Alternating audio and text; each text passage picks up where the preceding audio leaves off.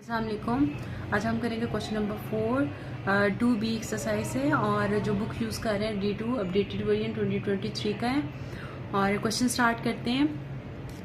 A consignment of fodder can feed 1260 cattle of for 50 days. ठीक है, यहाँ पे उन्होंने कहा है कंसाइनमेंट ऑफ फूडर, फूडर का मतलब है चारा। ठीक है, अब उन्होंने कहा है 1260 कैटल जो है वो 50 डेज के लिए खा सकते हैं। ठीक है, यहाँ पे उन्होंने कहा है कि इतने कैटल्स होंगे, इतने डेज में वो खाना खा सकते हैं। ठीक है, given that all the kettles consume the fodder at the same rate. अब यहाँ पे जो चीज़ उन्होंने कहा है कि जो कैटल्स है ना वो सेम क्वांटिटी में खाना खाते हैं। ठीक है, चारा खाते हैं, ये नहीं है कोई कम खा रहा है या ज़्यादा खा रहा है, नो, यहाँ पे सेम क्वांटिटी के साथ खाना खा रहे हैं।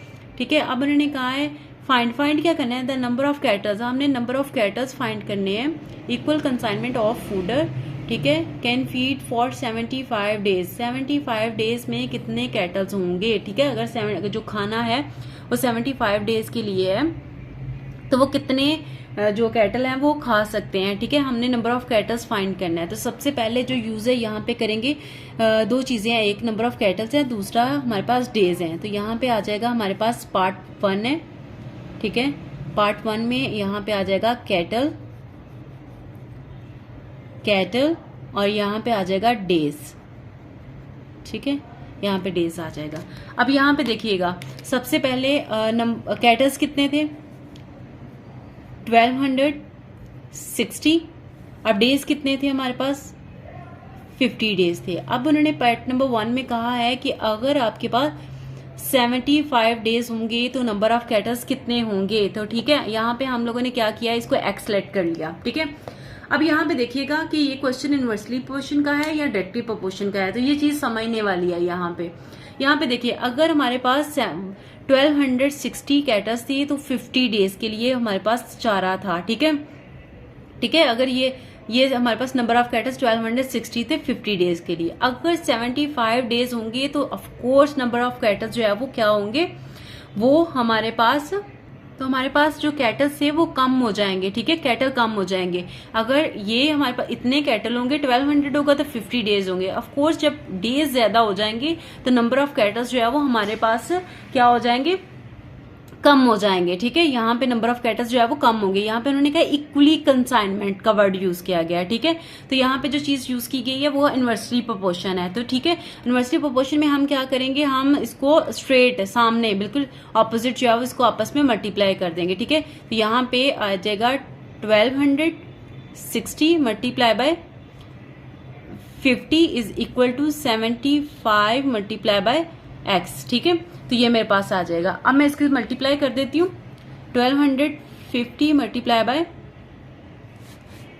50 आ जाएगा, 1260 है, 1260 और मल्टीप्लाई बाय 50, तो ये मेरे पास आ जाएगा 63,000 इज इक्वल टू 75 को एक्स से मल्टीप्लाई करेंगे तो वो एक्स ही आ जाएगा। ठीक है, तो अब मैं इधर आके 75 मल्टीप्लाई हो रहा है, दूसरी तरफ आके डिवाइड हो जाएगा, यहाँ पे आ जाएगा 75 इज इक्वल टू एक्स आ जाएगा। ठीक है, तो अब मैं इसको डिवाइड करती हूँ 50 के साथ, तो मेरे पास कितना आएगा, डिवाइड करती हूँ मैं 75 के साथ।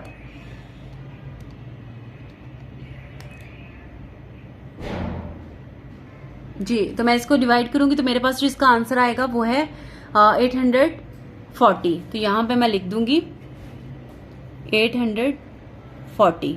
ठीक है, ये मेरे पास आगे 75 डेज में अगर 75 डेज में का चारा होगा हमारे पास तो उसमें कितने कैटल्स होंगे, 840 कैटल्स होंगे। ठीक है, अब नेक्स्ट पार्ट की तरफ हम लोग चलते हैं। सेकंड पार्ट है हमारे पास जी।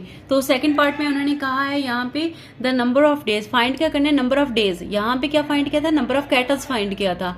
अब यहाँ पे नंबर ऑफ डेज फाइंड करें इक्वली कंसाइनमेंट ऑफ फूडर। ठीक है, can last if it is use to feed 1575 cattles. ठीक है, उन्होंने कहा है कि अगर 1575